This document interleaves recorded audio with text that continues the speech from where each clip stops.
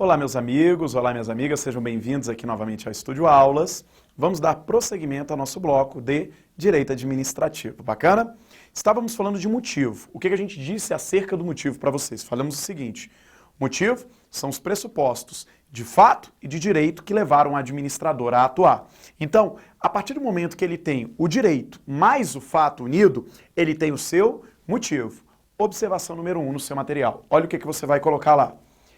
Elemento vinculado ou discricionário. Bacana até aqui? Eu quero que você escreva o seguinte. Olha como que você vai colocar no seu material. Nem sempre esse elemento será vinculado. Nem sempre esse elemento será vinculado. Olha o que a doutrina está falando e o que eu estou passando a vocês. Motivo nem sempre é um elemento vinculado. Dica: eu estou te dizendo que ele é discricionário? Eu estou te falando que todas as vezes o motivo é discricionário? Não. Eu estou falando assim, ó. Existem situações nas quais o motivo é discricionário. Existem outras situações em que o motivo se torna o quê? Vinculado. Olha o que eu quero que você pense. Se falarem na tua prova o seguinte: é um ato vinculado. Se falarem na tua prova que é um ato vinculado, o motivo também será vinculado. Professor, me dá um exemplo. Notificar quem dirige sem cinto de segurança. É vinculado ou é discricionário? Vinculado. O agente de trânsito não tem liberdade. Ele vai notificar se te encontrar dirigindo sem cinto de segurança. É um ato vinculado. Bacana até aqui? Tranquilo? Agora, professor, olha o detalhe, olha o detalhe.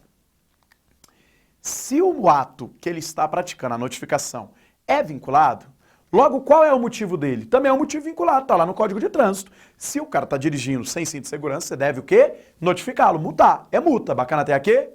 Então, o ato é vinculado, o seu motivo também é o quê? Vinculado. Agora, olha o detalhe. Se ele falar para você que o ato é discricionário,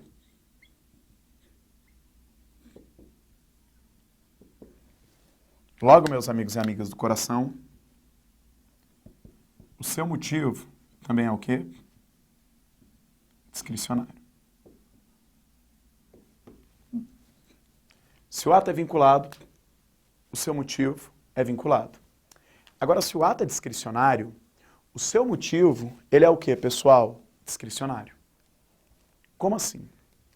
Parar alguém numa blitz, entre a escolha do agente de trânsito, escolher quem ele vai parar na blitz, é vinculado ou é discricionário? O professor, é discricionário. Ele pode parar qualquer pessoa que venha na direção dele na blitz, sim ou não? Pode parar qualquer pessoa. Bacana? Tranquilo? Acompanhe. Ele parou o veículo vermelho, ele parou o veículo amarelo.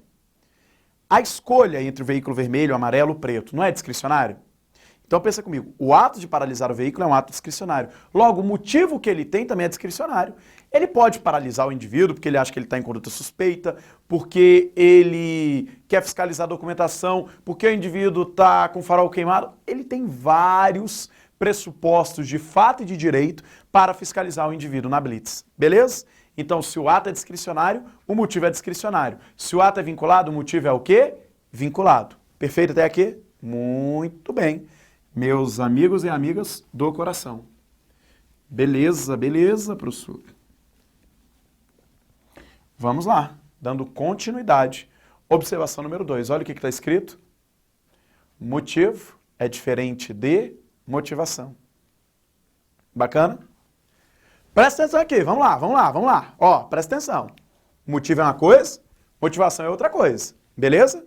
O que é motivo? Motivo, professor, são os pressupostos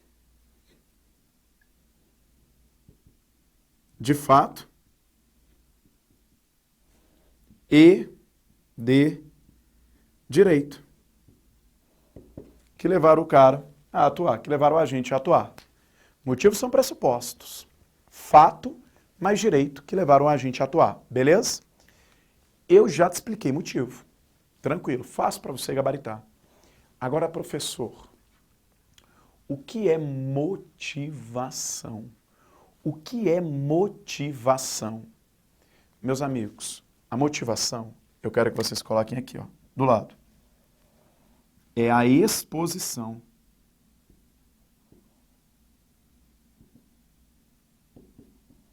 escrita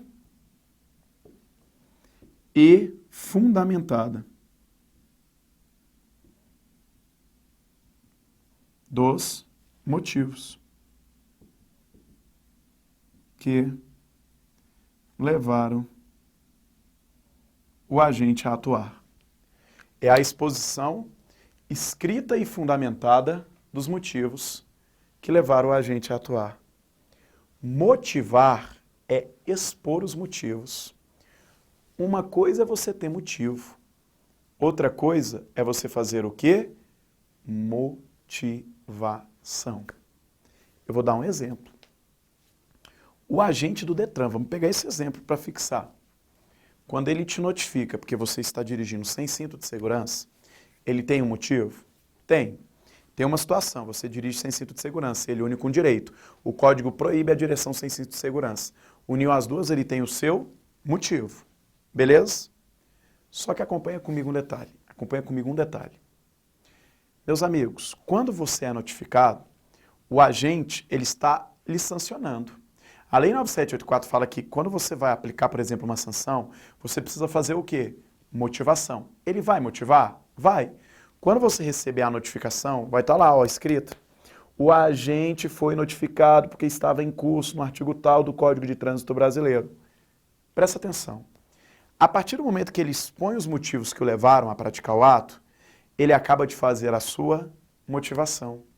Então, motivos são as razões que ele tem. Quando ele expõe isso de forma escrita e fundamentada, ele faz o quê? Motivação. Entenderam?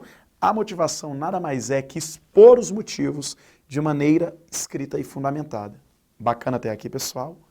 Muito bem, professor. Eu quero que antes vocês coloquem uma outra observação, antes da gente passar. Pode até ser abaixo dessa daqui, não precisa nem criar um novo tópico. Coloquem assim, ó.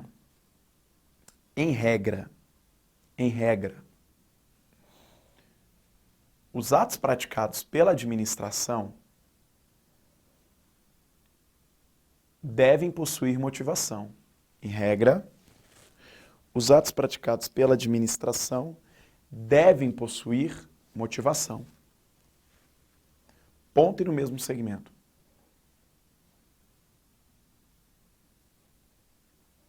Sendo que, em algumas situações, a lei exige a motivação. Sendo que, em algumas situações, a lei exige a motivação. Bacana? Só que no segmento de baixo eu quero que vocês coloquem assim, ó. Todavia, vírgula, nem todos os atos exigem obrigatória motivação para que sejam considerados atos válidos. Todavia, nem todos os atos exigem motivação para que sejam considerados atos válidos. O que é que eu quero que você entenda com isso que eu acabei de te falar, meu amigo? Entenda a regra. Olha a regra. Regra. Quando a administração pratica um ato, em regra, ela deve fazer o quê, pessoal? Motivar. Então, ela vai fazer motivação? Lembre de uma coisa, você não pode confundir motivo com motivação. Eu te disse que para o ato ser válido, ele precisa ter um motivo válido. Bacana? Todo ato, para ser válido, precisa ter um motivo? Sim. Agora eu estou falando de motivação. Em regra, quando a administração pratica um ato, ela deve motivar. Ela deve expor os motivos. Existindo alguns casos em que a própria lei obriga, ó. Existem casos que a lei fala que é obrigatório. Obrigatório. Onde é que está isso? Artigo 50 da lei número 9.784 de 99.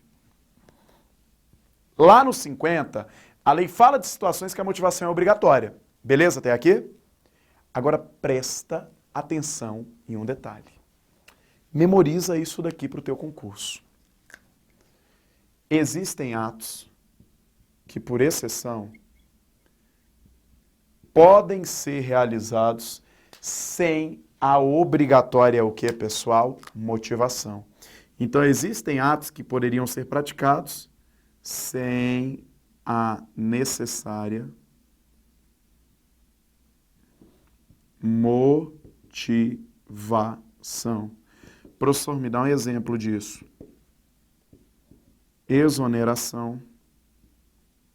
Exoneração do cargo em comissão.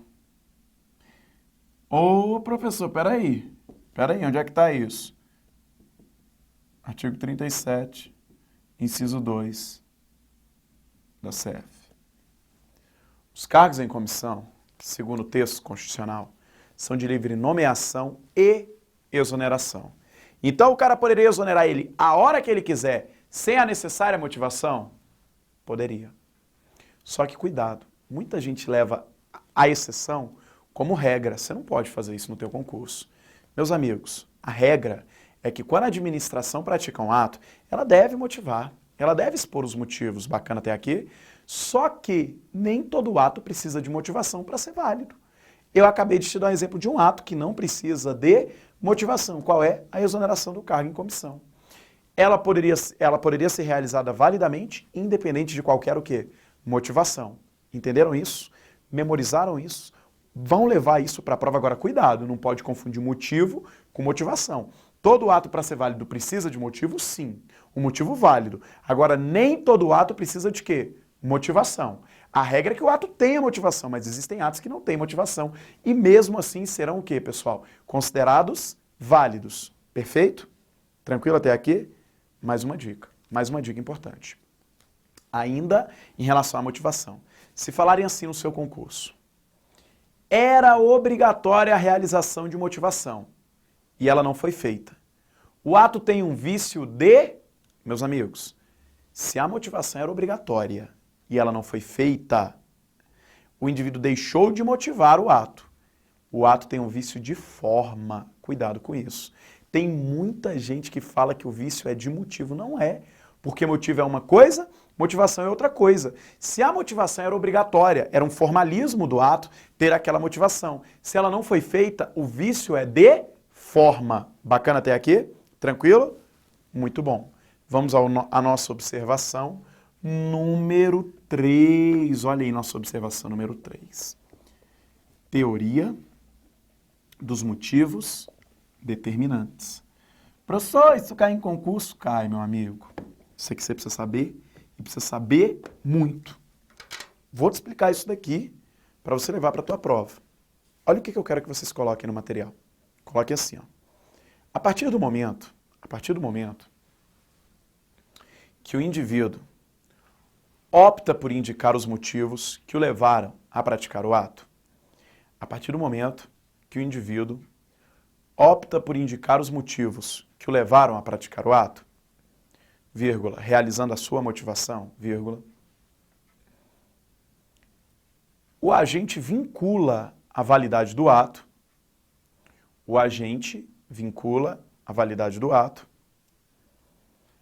à validade de seus motivos, à validade dos motivos expostos. O agente vincula a validade do ato à validade dos motivos expostos. Beleza? Ponto e no mesmo segmento. Logo, vírgula, caso os motivos apresentados sejam inválidos ou inexistentes, logo, caso os motivos apresentados sejam inválidos ou inexistentes, o ato se tornará inválido. O ato se tornará inválido. Olha o que eu acabei de te explicar. Vamos ver, vamos entender isso daqui. Eu disse o seguinte: a partir do momento que você pratica um ato, olha aí, você praticou o ato. E você decide fazer o quê? Motivação. presta atenção nisso daqui. Você praticou o ato e você decidiu fazer o quê? Motivação. Observe, você expôs os motivos que o levaram a praticar o ato. Só que olha um detalhe. Mesmo que essa exposição fosse Deixa eu colocar um pouquinho mais para cá. Mesmo que essa exposição fosse obrigatória ou se ela fosse o quê?